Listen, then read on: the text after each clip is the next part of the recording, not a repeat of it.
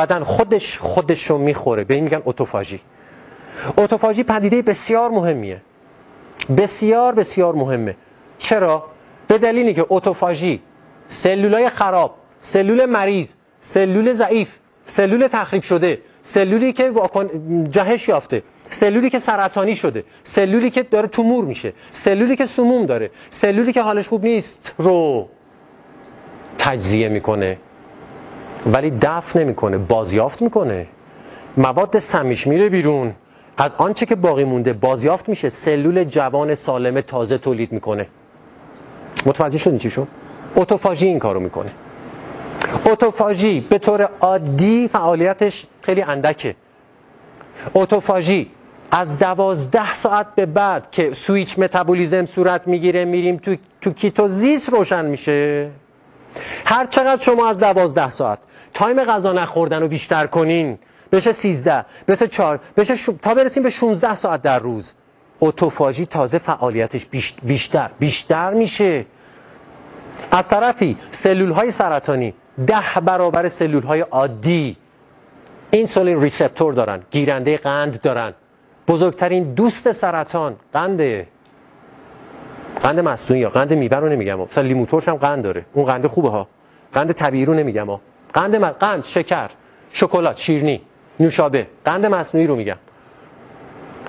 بهترین دوست سرطان، بهترین غذای سلول سرطانی قند مصنوعی رو میگم. قند وقتی که شما تو کیتوزیس هستین، بیش از 12 ساعت هیچی نخوردین، هیچ مقدار قند توی خون و کبد دیگه نمونده، سلول سرطانی از گرسنگی میمیره. قندی دیگه در کار نیست که. از طرفی اتوفاژی به راه میفته. اتوفاژی کیو میخوره؟ سلول سرطانی رو. به سلول سالم کاری نداره، سلول مریض رو میخوره. بنابراین اتوفاژی باعث میشه سالم میشین، جوون میشین، نسوج جدید میشن، حالتون خوب میشه. ولی اتوفاژی اگه میخوایم فعال شه 12 ساعت کافی نیست، تایمه باید طولانی تر بشه. بنابراین آیا الزام داره؟ نه، الزام نداره ما به 16 ساعت برسیم، الزام نداره. ولی خب این امکانات رو از دست میدیم، اینو از دست میدیم، اونو از دست میدیم. ایشون آقای یوشینوری اوسومی در سال 2016 جایزه نوبل پزشکی و فیزیولوژی گرفت برای اینکه تونست کشف کنه مکانیزم اتوفاژی رو. و بحث داغ جامعه پزشکی هست 2-3 ساله، تو این 2-3 سال اخیر.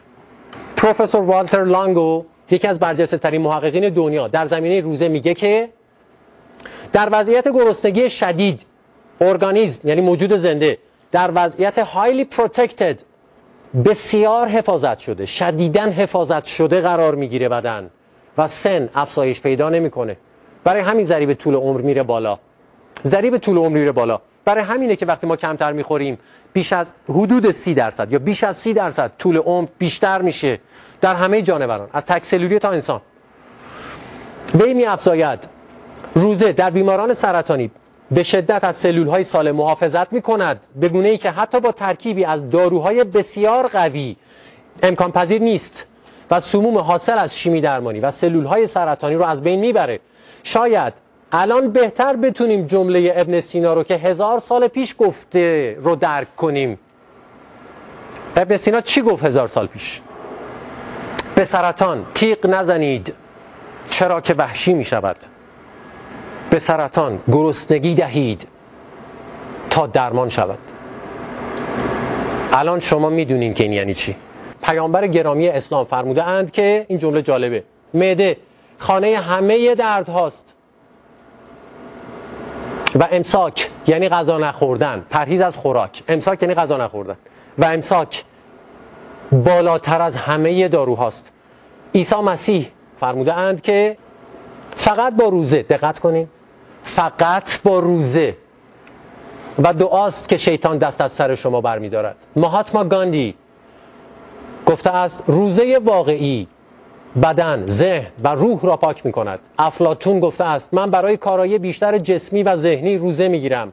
پاراسلسیوس که به همراه امپدوکلس و بقراط 3 نفر پدران علم پزشکی هستند، پاراسلسیوس گفته روزه بزرگترین درمان و پزشک درون است.